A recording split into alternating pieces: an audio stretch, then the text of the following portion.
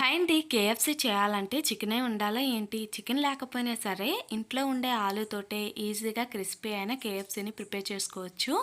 Video ఫుల్‌గా చూడండి. నచ్చితే మన ఛానల్ అయితే సబ్స్క్రైబ్ చేసుకొని మరిన్ని ఇలాంటి వీడియోస్ కోసం ఒక చిన్న లైక్ చేయండి. నేనిక్కడ ఆలూనైతే తీసుకున్నానండి. పై తొక్కనైతే ఇలా తీసేసి వీడియోలో చూపిస్తున్న విధంగా 2 పక్కల ఎడ్జెస్‌నైతే కట్ చేసేసుకుంటున్నాను. తర్వాత ఇలా మధ్యకల్లా కట్ చేసుకున్నానండి. ఇప్పుడు సమానంగా ఉండేలాగా అయితే 4 పలకలుగా ఎలా అయితే కట్ చేసేసుకోవాలి. దీన్ని ఇలా కట్ చేసుకున్న తర్వాత ఇలా స్లైసెస్ లాగా అయితే చిన్నగా పొడవుగా అయితే కట్ చేసుకొని ఈ విధంగా షేప్ వచ్చేలాగా అయితే కట్ చేసుకోండి అన్నిటినీ. తర్వాత ఒక బౌల్లోకి అయితే తీసుకొని ఇలా కొంచెం కూలింగ్ వాటర్ని అయితే వేసేసి సైడ్కి పెట్టుకోండి. ఇంకొక సైడ్ బౌల్లోకి ఒక పావు కప్పు వరకు మైదా పిండిని తీసుకున్నాను. అలాగే ఒక టీ స్పూన్ వరకు చికెన్ మసాలాను వేసుకుంటున్నానండి. చికెన్ మసాలా లేకపోతే గరం మసాలాను కూడా వేసుకోవచ్చు. తర్వాత తగినంత సాల్ట్, చిటికెడంత బేకింగ్ సోడాను వేసుకొని కలుపుకోండి. బేకింగ్ సోడా వచ్చేసి పూర్తిగా ఆప్షనల్ అండి. నచ్చితే వేసుకోండి, లేకపోతే స్కిప్ చేసేయచ్చు.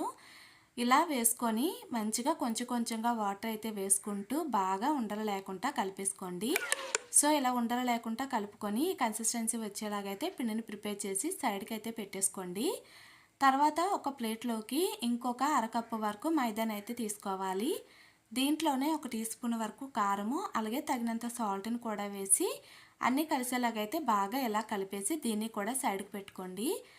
ఇప్పుడు మనం ముందుగా ఆలునైతే వాటర్లో వేసి పెట్టుకున్నాం కదా, బాగా అయితే ఇలా కడిగేసుకొని పిండిని కలిపి పెట్టుకున్నాం కదండి మైదా పిండిని. సో దాంట్లో అయితే ఒక్కొక్కటిగా ఇలా వేసుకొని మంచిగా ఆ పిండిని బాగా పట్టించేసుకోండి. ఇలా కంటిన్యూస్గా ఒక 2 నిమిషాల పాటు కలుపుకొని పిండి బాగా పట్టిన తర్వాత ఇలా ప్లేట్లో వేసుకున్న మైదా పిండిలో అయితే వేసేసుకొని మంచిగా మైదా పిండి పట్టేంత వరకు కోట్ చేసుకోండి. సో కొద్దిగా ఎక్కువగా ఎలా అయితే ప్రిపేర్ చేసుకొని సైడ్కి అయితే పెట్టుకోండి. ఇలాంటి సింప్లీ వీడియోస్ కోసం మన ఛానల్ అయితే సబ్స్క్రైబ్ చేసుకోవడం అయితే మర్చిపోద్దండి. చాలామంది వీడియోస్ చూస్తున్నారు కానీ ఛానల్ని సబ్స్క్రైబ్ చేసుకోవడం లేదు. మీకు మా వీడియోస్ నచ్చితే ప్లీజ్ ఛానల్ అయితే సబ్స్క్రైబ్ చేసుకుని ఒక చిన్న లైక్ చేయండి.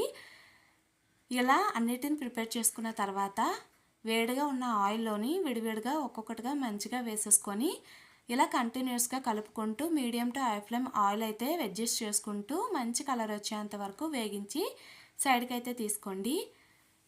అంతే అండి, వేడి వేడిగా ఆలు కేఎఫ్సీ అయితే రెడీ చేసుకోవచ్చు ఇంట్లోనే. చాలా అంటే చాలా టేస్టీగా ఉంటుందండి. ఒకసారి ఈ విధంగా ఆలు కేఎఫ్సీని అయితే ప్రిపేర్ చేసి మీ ఇంట్లో వాళ్ళకి పెట్టండి, బాగా అందరికీ నచ్చుతుంది. సో ఎప్పుడు చికెన్ తోటే కాకుండా ఒకసారి ఈ ఆలు కేఎఫ్సీని కూడా ట్రై చేయండి. నచ్చితే ఒకసారి మీరు ట్రై చేసి ఎలా వచ్చాయో కామెంట్ చేయడం అయితే మర్చిపోద్దండి. థ్యాంక్ యూ ఫర్ వాచింగ్ అండి. Thank you so much.